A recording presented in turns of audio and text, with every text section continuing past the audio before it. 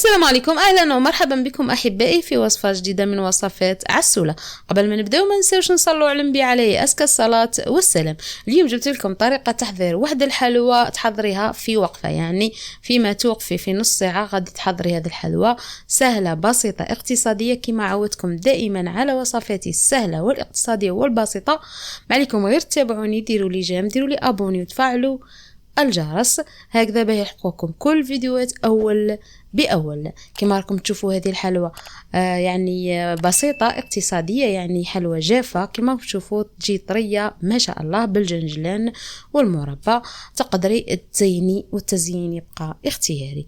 نروح اولا للمقادير وطريقه التحضير. نجيبوا 250 غرام مارغرين ونديروا معها 3 حبات بيض. مارغرين لازم تكون في درجة حرارة الغرفة. أنا كانت شوية باردة درتها في الميكرووند كما راكم تشوفوا، حمات واحد شوية وبديت نخدم فيها. درت معها كاس نتاع سكر غلاسي. خلطي المكونات جيدا كما راك تشوفي معي. 3 حبات بيض، نص رطل المارغرين وكاس سكر. خلطي حتى يذوب السكر كما راك تلاحظي معي اختي الكريمه، وتضيفي كاس نتاع زيت. هذه الحلوى راح تقطع لك كميه كبيره وفي نفس الوقت سهله تحضريها في وقفه، يعني في نص ساعه ماكسيموم ساعه تكوني حضرتي هذه الكميه.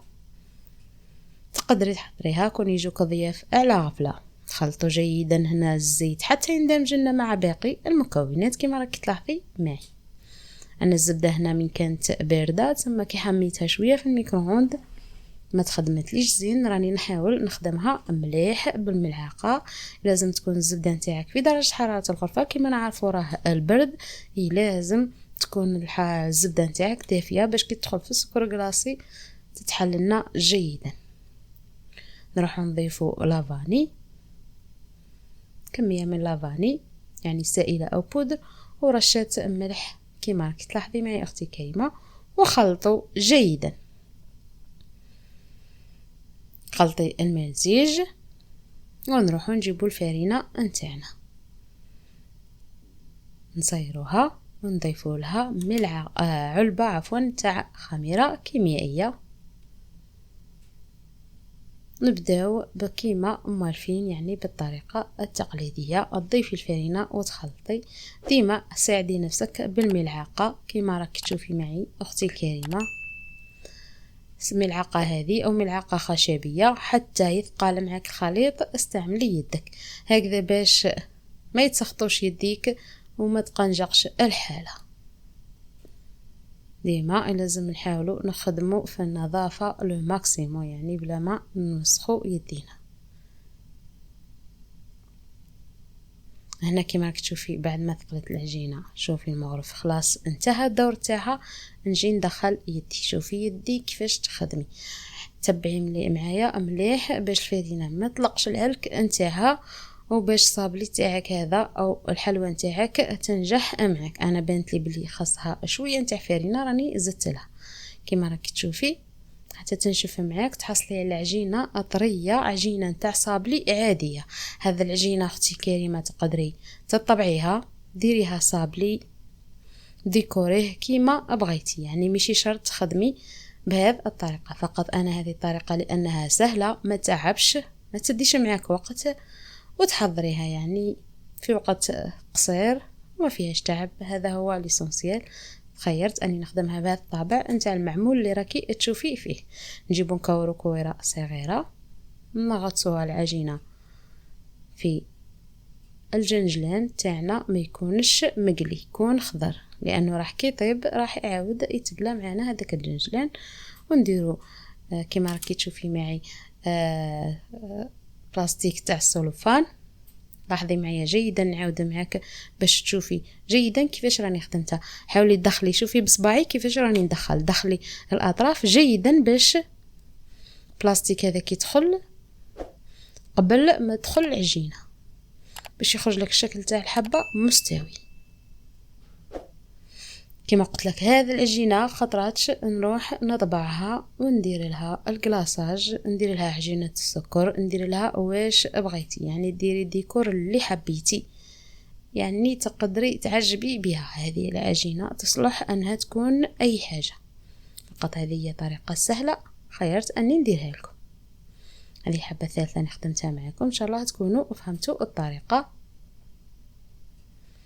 هنا بعد ما سخنا الفرن على 180 درجة شعلني له من تحت تحمر شوية وتنشف من الفوق. خرجي الحلوى نتاعك وهي سخونة، لازم قبل ما تبرد جيبي المربى نتاعك. هنا تقدري ديري الشيكولا، مش شرط ديروا فقط المربى، او المربى هذا تروحي ديري له عطر الفراولة لاروم دو فريز، راح يرجع معاك غوز ولا غوج يتبدل اللون تاعه. تقدري ديري اي حاجه، المهم لازم يكون سخون. هنا كي ديري المربى لازم يكون الحلوى تاعك سخونه.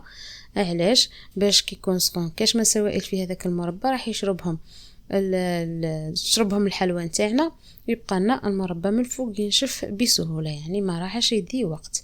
لكيسات انا ندير لهم قطره نتاع مربى ونحط حبه الحلوى تاعك القاطو نتاعك في الكيسات هكذا، باش كي نحطها في الصحن ما راحش تطير الحبه وحدها والكيسات وحدها، لانه هذا الحلوى راهي جافه، راه الوزن تاعها خفيف.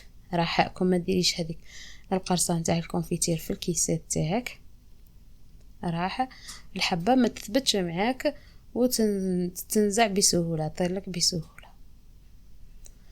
هذه هي حلوى يعني كيما راكم تشوفوا، بسيطه سهله اقتصاديه، يعني ماهيش مكلفه، تحضريها في وقفه ما تعبش وتحمر الوجه.